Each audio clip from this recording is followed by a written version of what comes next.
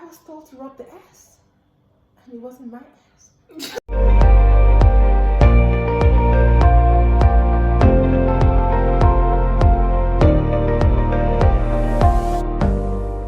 Hi, welcome back to yet another YouTube video. Today we'll be doing a story time, and that's going to entail the dating realm.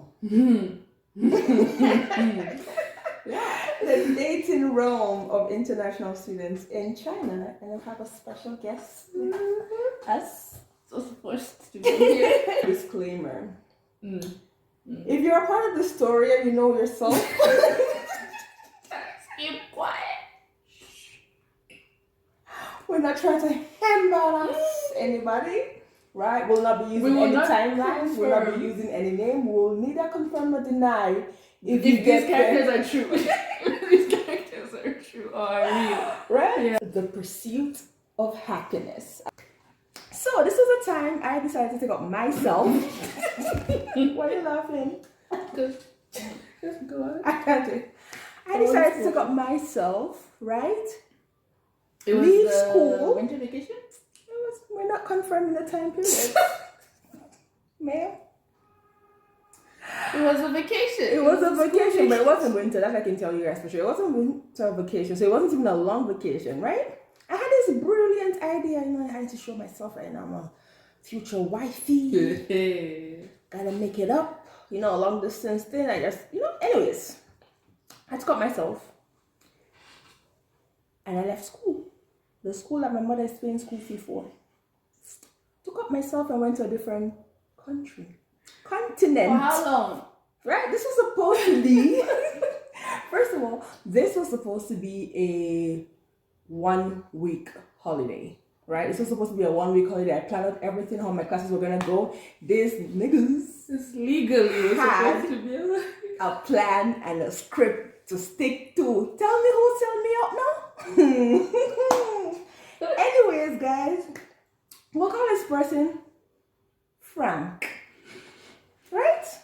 So I met Frank at a certain time prior to this trip. I'm not gonna tell you which time period, but I met him at a certain time prior to this trip. He was introduced to me by another mutual person that we both knew. And we kind of started talking, and we were talking. Frank was just like, I'm gonna fly you home, babe. I'm gonna fly you home. And a big man talking. I was just like, medical student. yeah. So I was just like, okay, I can plan around, me. I can make up all my studying time after. I had a brilliant plan. Perfect. These people had a script to cover up for anybody else that was asking questions. And we stuck to it in our defense. Anyways, It's not my problem. right? I took up myself and a fly gone across the continent. And then, I was there vibing with this Frank person for a week. And so, things were going okay, right? To the last couple of days. There was this one particular. Why are you laughing? This is my life, guys. You need to feel sorry for my dating life. Just study. These are problems that you sort out, that you actively pursued. Tell me why, right? Tell me why this one fateful day, I was home. Frank had gone to work. And Frank was just like, there's food at home, there's really that's not idea, because the house was really packed with everything. There was a store across, and he was just like, here is $20 in case you need to get like water or something, just some snacks or whatever downstairs. I was like, all right, cool. Anyways, the day you go through. Oh, by the way, Frank has a security thing on his house, right? So anybody leaves or enter, he's notified on his phone, right? So the day went through, and clearly he knew I didn't leave because he didn't get a notice that the door was open. So he knew I was home the whole day. This man come back from work night, right? And then he was like, have you eaten or whatever? I was just like, yeah, I had some snacks at home, but I wanted something else to eat for dinner. It's like, all right, cool. What would you like to eat? And there was this shawarma man, this guy that made wraps, burrito. He made burritos up downstairs across the street, right? And then this Frank man, guys, this man literally looked me dead in the face and asked me back for $20. Like the same $20 that he gave me. He went into my purse and took the $20. Tell me why I left the school and my mother said for a man to come and take back $20. What is $20? $20 took it back, right? His money. That's what $20 was. $20. I knew that I had seen the face of my enemy, so I was like, oh, okay. Anyways, I let that slide, because I was just like, it's probably a rough week. But then again, I might enter something with 20. Anyways, the night before I was supposed to return, this is probably 5 days, 6 days now into my trip. The night I was supposed to return back home. And I remember laughing. I was like, imagine if I miss my flight tomorrow and stuff like that. Like, oh, we have to wake up early in the morning, we're not taking no chances or whatsoever. Anyways, I had this brilliant plan. So woke up early in the morning because quote unquote my flight was supposed to be at 1, right? So we left the house around 10, around 9:30, 10 o'clock, heading to the airport. So I got to the airport around 11:15 thereabout, or 11:30, right? And then I'm looking at the, the headboard thing, and I'm just like, I'm not seeing my flight number. It's C1234 departing in 20. I'm not seeing it. So I went up to one of the concierge, one of the tellers, and I'm just like, hi, I can't find my flight that's supposed to take me back to the school. I can't find my flight that's supposed to take me back to China, right? And she was like, it departed 12 hours ago. That's, I was like, what? I'm like, excuse me, what? What do you mean? She's like, yeah, that was 1 a.m. departure time, not 1 in the afternoon. Guys, what was I going to tell my mother? First of all, she didn't even know I left the country. In her head, I'm still in China. What do you mean it left? What did you mean it left? So you mean the time I was there busy? In the night, my flight had gone. What do you mean? You were begging for your $20. My flight had gone. Guys, this was serious matter because school. I already taken out 1 week and I'm like, first of all, if everybody knows, traveling to China is expensive. And this was a round trip. So that trip alone cost almost $1,200. So me coming and not being able to go back, that was basically $600 lost, right? So I just got my phone and I called Mr. Frank and I'm just like, you wouldn't believe it. Why are you laughing? I'm like, you won't believe. The flight is gone. He thought I was joking. This man continued driving home. And I'm like, I'm at the airport with my 2 luggages. I can't go back, right? Anyways, he decided to come back and pick me up. He really didn't have a choice too. He decided to come and he picked me up. I wanted to make a plan because I was just like, what am I going to do? First of all, if this man was asking me back for $20, if this man was asking me back for $20, how am I going to tell him I need a ticket back for almost $600, right? Anyways, we were home. We tried to pick up a plan, and then he started, trying to gather money here and there, blah, blah, blah. And in the rush of things, we found a flight that was quite cheap and booked it. It was okay, the flight was going to leave the next day or something like that. So we booked, right? And then during the middle of the day, I was just let me just go through the details, those little fine prints that you don't look at, that little transit 30-minute thing. Alberta. Why in my head did I assume that because I was going to transit through Alberta, I was going to come, it was a 40 minutes transit or something like that. You weren't going to come onto the plane, that I wouldn't need a visa. So let me just call one of my friends who worked in the immigration, right? So I was hey babe, this, can I go through? And she was like, nah. You need a visa. I was like, what do you mean? She's like, even if you're just literally, you need a visa. So I was like, wow. So I had to now tell Mr. Frank that we booked the wrong ticket. We booked them, so we've now lost money from the first trip.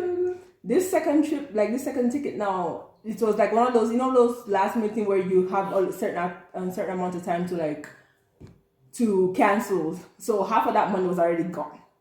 To cancel it, he was mad. He was big mad. So it was no $20. He was big mad. I was just ooh, I was frustrated at this point. So we basically still had to gather money again. Why did it seem like you were? Because this man was fetching money from everywhere, and at this point now we're like, at this time we couldn't even rush for a ticket because the prices were just ridiculous. Yeah. Like buying a ticket next day, next week, like next couple of days was just ridiculous. So, anyways, I ended up what was supposed to be a 1 week trip ended up being 3 weeks, so like almost a month out of school. Right then, Oh, for what? pursuit of happiness. Ask me where the man is today. We shall leave that for another story. Mazza, this one. Let me tell you, this is the original get. Shangchu number 1. Hey. First of all, no. So, I don't need to give the title. You need to give the title, madam, because you need to know that this is a praying house we're in. So the title must be understood. Enter. How did we even meet? Oh my goodness. I had gone to a party. I'd gone to a party. No. First. Yes, that was the first She thing. saw this At a dude. party. First of all, the title of her story is called... Yeah, we can't hear you. Excuse you? The atheist. The who? The man who has his reasons The for not atheist. believing in God. The atheist. Okay, no, listen. The atheist. No, listen. So I met this This guy. is a praying warring house. This is almost a child of a pastor, technically. The That's a elder. little So too much. That's a bit much. We have 30 minutes. We have 13 minutes. How much time do I have? So I met this guy at a party. It was we can't hear a you. mutual friend's party. And he was kind of sitting at the table across from me. And I don't know how I noticed. He was very noticeable, okay? He had a distinct feature. You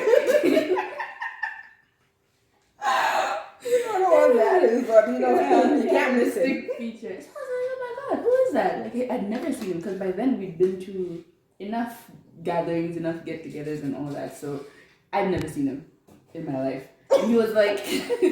And went all into the same school, by the way. No! Was that the first time I saw him? No! Those times we were walking. That's what I'm saying. Before.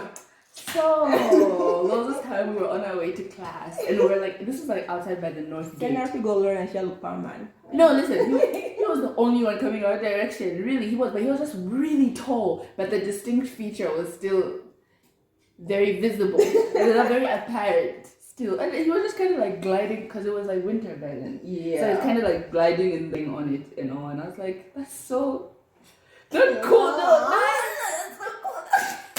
I was like, he looks so freelance. And we were there just like rushing to class, and I'm like, who is that? Anyway, that went by, and then there was this event that happened, and I was there. A girl that was next to him though. By then, I wasn't close to her, but we were okay. And so a couple of weeks go by, and then I meet her at some place, and I asked her, I don't know, she had like some tattoo or something. Yo, that's a cool tattoo. When did you get it? She's like, oh no, it's actually a sticker, but my friend has like the exact same tattoo. He actually got the tattoo, and then, you know, blah, blah, blah, blah, blah. Like, oh, okay, who's that? I don't know. I just felt like it could be that friend. Stalker. Who's that? Anyway, fast forward, we get talking and all, and he's actually really nice. He was a very nice person. He is, I guess, a very nice person. We don't talk. This man snatched But like my housemate in my own house. I'll be feeding both of them. The man will eat and just bring back his plate. Like, I would would be sometimes nice. too, and you did eat. Yes. But anyway, so basically he wasn't the most social of beings, but he was really nice. Like when he got to know you, because eventually he just didn't like her. me. If I slap him, I could have broken him in two. It's like a toothpick. You remember when? This is very disrespectful. Like This guy, like literally, he spoke to, you know those type of people who they date you, and then it's like everybody around your circle now becomes the enemy. I don't know.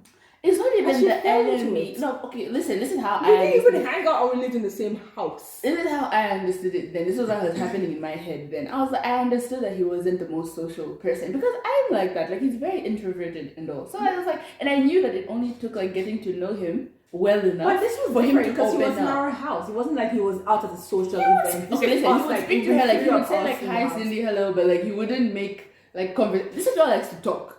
Okay, so just saying hi is not enough. Like, you need to, I don't know, talk about where you were born or something like that.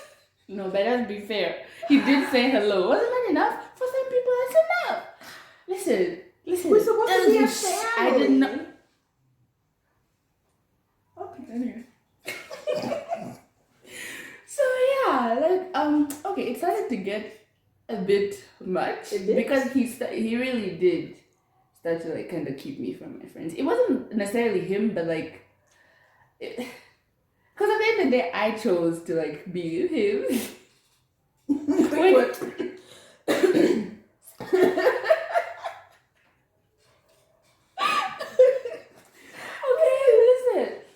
Devil. So, no, really though, like so there were like maybe 2 people from my close friend circle. No, 1 person that he actually really vibed with. 1 female person and her boyfriend then at the time. But then like with everyone else he was just kind of like okay with. But he just didn't. I don't say he didn't like you guys, but he just wasn't as free. Who was he vibing with? Jocelyn. Oh, okay. Yeah. So yeah. So for me, I was like, oh, but you know, he's cool with Justy, so you guys just need to give him some time. Yeah, but it got so bad because literally, like she said, we were in the same house, but like there were so many other things happening in their own lives that I had no idea about. Because I remember our rooms were back to back, like literally, like it was a small apartment. It wasn't like oh, you were like if you open my door, the thing you're gonna see in front is her door. Okay, so you can understand. Anyway, so I remember the day it clicked. The day it clicked that okay, you've been missing for a minute, is when there was a time when we all agreed to go rock climbing for the first time at this gymnasium. We took the cabs to go to the place. We went to the ATM, and so like the ATM was like in an enclosed place, and I remember they were kind of like huddled up, like talking about something, and I was like, oh my god, what's going on? And they were talking about like something that happened in her, that was happening in her life at the time that I had zero idea. The person who I live with, like zero. So they were mentioning names, and I'm like, who's that? And then like I'm hearing the stories, I'm like, but when did that happen? Like, and then I was like, okay, yeah, it's been a while. So from then on, I started to kind of like try to put in more effort in having him and them meet and like do things together and all that. But he was very apprehensive. He just like really didn't want to try. And I want to say it was like, okay, it was, I guess, his introversion and all, but like you can at least try, you know, like you tried with one person, you can at least like kind of extend it to the others bit by bit. I feel like I'm very big on like I'm very big on people that I'm dating being friends with my friends. Like I like that kind of social sense. So when I find like you're in a relationship, especially the fact that we live in the same house and like, you can't really have like a conversation with your man. Not that I need to have a conversation with him, but you know there's this weird awkwardness, like okay, so let me go into my room, you know, kind of thing. Like okay, like that. Yeah, but he wasn't a beast. Let me just say, like they were not trying to like paint him black or white, but he just really didn't try. That's what we're saying. Yeah. So it's like you kind of have to draw the line between like, okay, yeah, your personality is this, but then again, at the end of the day, negotiate, like compromise. There should be some compromise somewhere, you know? Yeah. There was none of that. So, and there were also some other character flaws, like anger management was a thing. Like he never really, not with me, like directly toward me, but like towards certain issues, like it wouldn't take too much. Sometimes like the weirdest things would set him off. Like things that yes, someone would be upset by, but it's like not to that extent. So that happened like a couple of times. So yeah, there were certain things that they could get you upset, they could irritate you, yeah, but it's like you shouldn't be really that mad. I remember there was this time when I don't know what we argued about. We were from watching a movie. Oh no, we were from eating at a mall. We'd gone to this really nice restaurant. And we were walking back. And I really don't remember what we argued about, but it wasn't serious. Like it wasn't serious, it was just something that we just completely did not agree on. And he got so mad, he's really tall. And then he starts walking like in front of me, like striding, like taking strides and stuff. And I'm just there like trying to shove. And I remember I was just like, you know what? After a man. I was like, and your mother sent you to go to learn, you know. I remember just stopping and thinking, like, you know, because after a while, like, he went off, and I was just like, I'm just gonna take a taxi right here. And then he kind of like backtracked and stuff, and then we left. I remember that. I don't know, that stands out to me as some. But anyway, he was a really nice person, and he was really smart. I think. Yeah, that's for sure. He was good looking. Yeah. But he was also like really smart, like genuinely smart, and I like that. Like I really, really like that. So he also had good traits, really he did. He had his flaws, of course. Quite significant flaws.